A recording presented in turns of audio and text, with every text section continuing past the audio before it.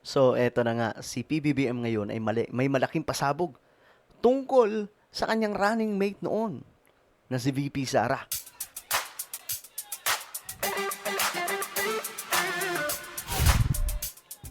Okay, hello guys, what's up? This is me. We are back dito sa ating YouTube channel.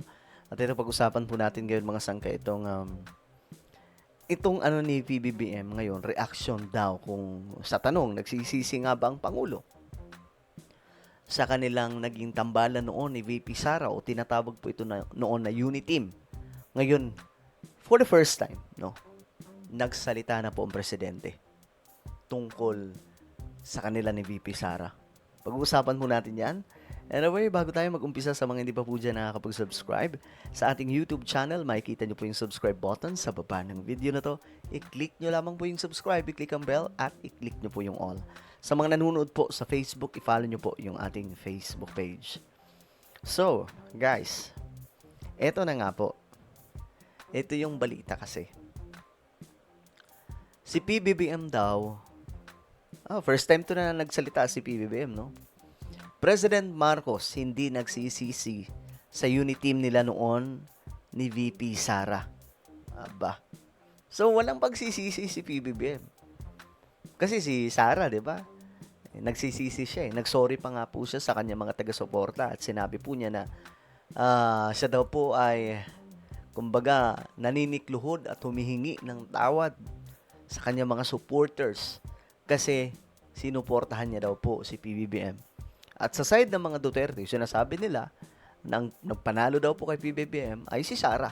Sa side naman ni PBBM, ang sinasabi naman po, mga loyalista daw po ang nagpanalo kay Sara Duterte at maging sa tatay nila na si Digong. Ngayon, ano ba talaga ang to dyan mga sangkay? Ngayon, nagsalita ang Pangulo. Tingnan natin. Hindi raw nagsisisi si Pangulong Bongbong Marcos sa Uniteam nila noon ni Vice President Sara Duterte. Ang belta naman ng kapatid ng Pise, dapat lang dahil si VP Sara naman daw ang nagdala ng Uniteam. May respect naman dyan ang palasyo. Nasa frontline ng balita yan si Mobile Journal Julie Baiza.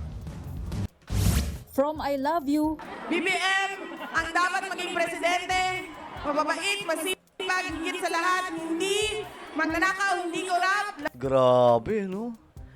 Alam nyo, guys, pag binabalikan ko to, kasi siyempre, tayo, nung 2022, from 2021, na-witness po talaga natin itong ganitong klaseng movement noon. 'Di ba? Yung Uniteam. Shoutout pala sa mga vlogger na mga pro-Marcos ngayon, at ngayon yung iba naman nasa DDS side. Mga kaibigan po natin yan. Ako kasi, pagdating sa politika, hindi ko po dinadama yung relasyon ko po sa mga kapwa ko vlogger. No? Kahit dilawan ka pa, wala akong pakialam dyan. Tao, Pinoy ka rin naman eh. No? Alisin na natin yung politics na yun. Ako, mga sangka, yun po yung na-realize ko eh. Walang kwenta ang politika, lalong-lalo na po. Kung idadamay mo na yung relasyon mo sa mga kaibigan mo, dahil lamang sa politics, nak ng toko, isa kang mahinang nilalang. Saka ang pangit mo naman lumaro. Ako mga sangkay, ganun lang. Kung baka Duterte ka, hindi go. Paniniwala mo yan eh. Basta ako, nandito ako sa administrasyon ni BBM. Kanya-kanya lang tayo. Magrespetuhan lang tayo. Alam po yan yung kahit yung mga DDS na mga vlogger, alam po nila na ganun yung stand ko. Kaya nga nang nagbabakbakan na mga sangkay, diba? Naalala nyo, nagbanatan na yung mga kapwa. Magkakaibigan dati. Nagbakbakan sila. Ako naman, pinapanood ko lang. Tapos, nalulungkot lang ako kasi umabot sa punto na nag-away-away na po sila dahil sa politika. Samantalang ako chill lang.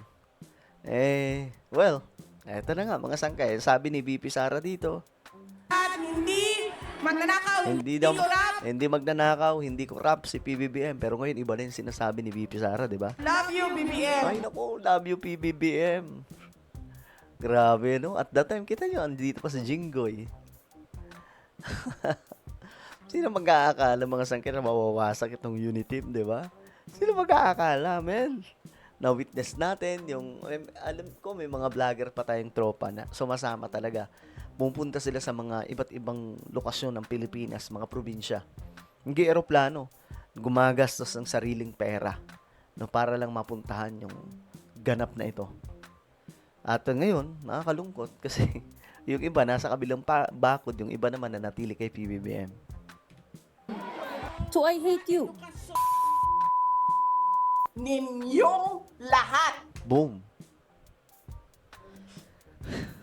Alam nyo, guys, nung narinig ko to noon, naano ako sa... Sabi ko, ang bihira, wala na to. Kaya nga huminto ako nun sa politics, di ba?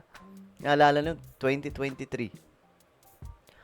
Mula po nung December 2022, tumigil na po ako sa politics. Until 2023 hanggang 2024 po yun.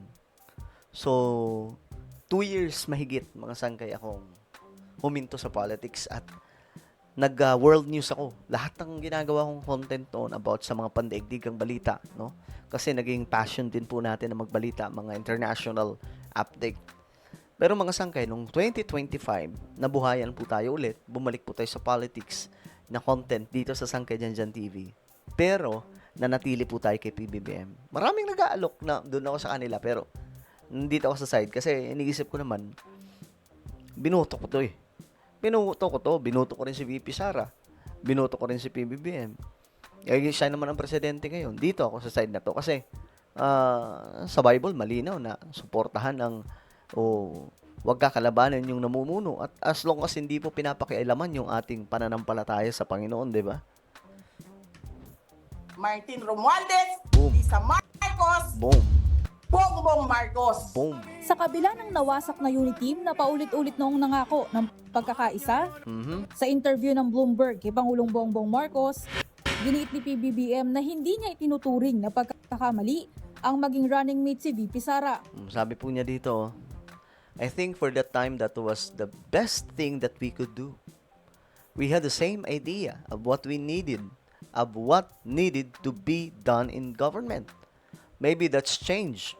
But if you look at it in context of that period, I think that was the right thing to do still.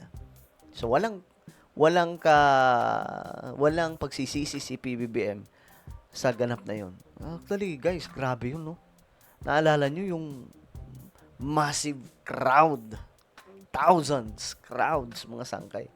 Naalala ko noon yung nag-motorcade from galing po yun sa Commonwealth. Commonwealth, wala nang daanan po yun.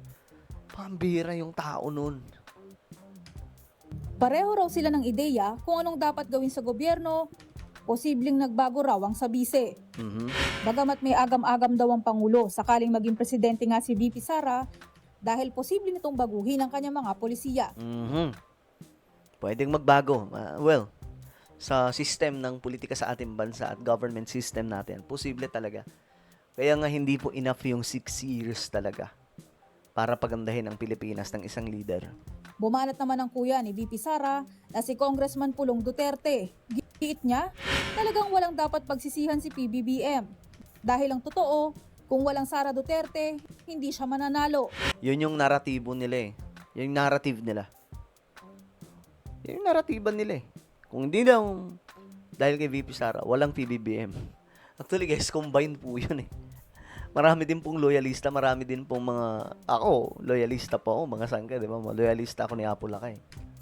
Nakatatak na anya sa kasaysayan na ang pagkapanalo ni PBBM ay dahil sa tiwala ng publiko kay VP Sara. Tinabla naman niya ni Balas Press Officer Undersecretary Claire Castro. Ayun. Unang-una, unity sila. Hindi mo pwedeng sabihin na ito ay dahil lamang kay Pangulong Marcos Jr. o dahil lamang kay Vice Presidente. Sino po ba nagtatrabaho? At sino po ba nagbabakasyon?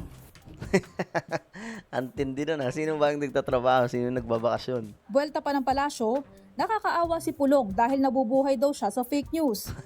Payo ni Castro sa kongresista, Mas maganda po sana manood siya ng press briefing, mga news, mainstream, state-owned media, nakakaawa naman.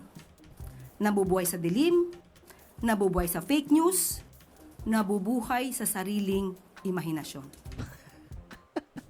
wala pang bagong sagot Grabe siya ng yun, kampo ng solid, mga Duterte.